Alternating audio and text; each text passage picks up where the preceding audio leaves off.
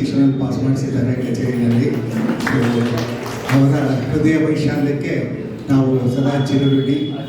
ಹೀಗೆ ನಿಮ್ಮ ಕೃಪಾ ಕಟಾಕ್ಷ ನಮ್ಮ ಅನಿರುದ್ಧರ ಮೇಲೆ ಹಾಗೂ ಅವರ ಸಹ ಕಲಾವಿದರ ಮೇಲೆ ಹೀಗೆ ಸದಾ ಇರಲಿ ಅಂತ ಹೇಳಿ ನಮಗೆ ಮತ್ತೊಮ್ಮೆ ಮಗದೊಮ್ಮೆ ನಮ್ಮೆಲ್ಲರ ಪರವಾಗಿ ಹೃತ್ಪೂರ್ವಕವಾದ ವಂದನೆಗಳನ್ನು ಅರ್ಪಿಸ್ತೀವಿ. ಇದೇ ರೀತಿ ಕಾರ್ಯಕ್ರಮಗಳನ್ನ ಕೊಡ್ತಾ ಇರಿ, ನಮ್ಮನ್ನು ಕರೀತಾ ಇರಿ, ಹೀಗೆ ನಮ್ಮನ್ನು ಆನಂದಗೊಳಿಸ್ತಾ ಇರಿ.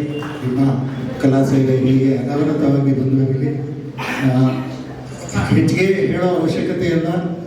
ವೇಣುಗೋಪಾಲ್ ಸರ್ ಎಲ್ಲ ವಿಶದವಾಗಿ ವಿದ್ವತ್ಪೂರ್ಣವಾಗಿ ಕಲಾವಿದರ ಪರಿಚಯಗಳನ್ನ ಮಾಡಿಕೊಟ್ಟಿದ್ದಾರೆ.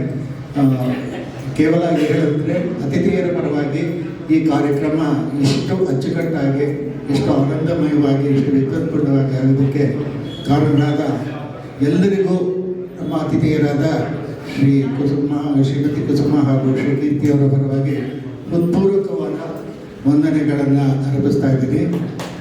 ಹಾಗೆ ದೇವಸ್ಥಾನದ ಆಡಳಿತ ವರ್ಗಕ್ಕೂ ನಾವು ಕೃತಜ್ಞತೆಯನ್ನು ಅರ್ಪಿಸ್ತಿದ್ದೀವಿ. ಇಂಥ ಚಕ್ಕ ಸಭಾಂಗಣವನ್ನು ನಮಗೆ ಅವರು ಅಡ್ಡು ಮಾಡಿಕೊಟ್ಟಿದ್ದಾರೆ. ಹಾಗೆ ನಿರ್ದಿರ್ತಕ್ಕಂಥ ನಮ್ಮ ಛಾಯಾಗ್ರಾಹಕ ಮಿತ್ರರಿಗಳಿಗೂ ಅವರು ಕೆಲವು ಕಲಾವಿದರುಗಳು ಕೀರ್ತನೆಗಳನ್ನ ಜೊತೆಯಲ್ಲೇ ಹಾಡ್ತಾ ಇದ್ರು, ಅವರು ವಿದ್ವಾಂಸರುಗಳು ಅಂದ್ಕೊಂಡಿದ್ದೀನಿ. ಸೊ ಇಂಥ ಒಂದು ಕಲಾ ಸಂಗಮ ನಮ್ಮೆಲ್ಲರ ಪುಣ್ಯ ಅಂತ ಹೇಳ್ಬೋದು. ಅವರಿಗೂ ವಂದನೆಗಳು. ಹಾಗೂ ಇಂಥ ಒಂದು ಸುಂದರ ಸಂಜೆಯನ್ನು ಏರ್ಪಾಡು ಮಾಡಿದ್ದಕ್ಕೆ ನಮ್ಮ ಕೀರ್ತಿ ಹಾಗೂ ಸುಮಾ ಅವರಿಗೆ ಅನಂತಾನಂತ ವಂದನೆಗಳನ್ನು ಹೇಳ್ತೀವಿ. ಗುರುಗಳು ಹೇಳಿದ್ದಾರೆ ಎಲ್ಲವನ್ನ ಹೀಗೆ ಮುಂದುವರಿಸ್ಕೊಂಡು ಹೋಗಿ ಪ್ರೋತ್ಸಾಹ ಕೊಡಿ ಅಂತ. ಅವರ ಪ್ರೋತ್ಸಾಹ ಬಾಲ್ಯದಿಂದಲೇ ಇದೆ. ಹಾಗೂ ಅವರು ನಮ್ಮ ಕೀರ್ತಿಯವರು ಹಾಗೆ ಒಂದು ರೀತಿ ಕಲಾ ವಿದ್ವಾಂಸರೇ, ಅವರು ವೀಣೆ ವಾದನವನ್ನು ಮಾಡ್ತಾರೆ. ಅದರಿಂದ ಅವರ ಬೆಂಬಲ ಖಂಡಿತ ಮಗನ ಮೇಲಿರುತ್ತೆ. ಈಗ ಕೀರ್ತಿಯವರಿಂದ ಒಂದೆರಡು ಮಾತುಗಳು. ಇಲ್ಲ, ಈ ಕಾರ್ಯಕ್ರಮವನ್ನು ಯಶಸ್ವಿಯಾಗಿ ನಿರ್ವಹಿಸಿಕೊಟ್ಟಂಥ ಪ್ರಸಾದ್ ಅವರಿಗೆ ಥ್ಯಾಂಕ್ಸ್ ಮಾಡಿ. ಅವರು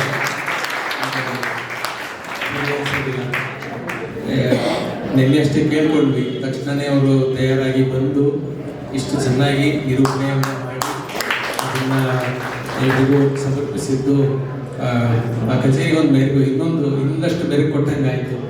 ಥ್ಯಾಂಕ್ ಯು ಪ್ರಸಾದ್. ಥ್ಯಾಂಕ್ಸ್.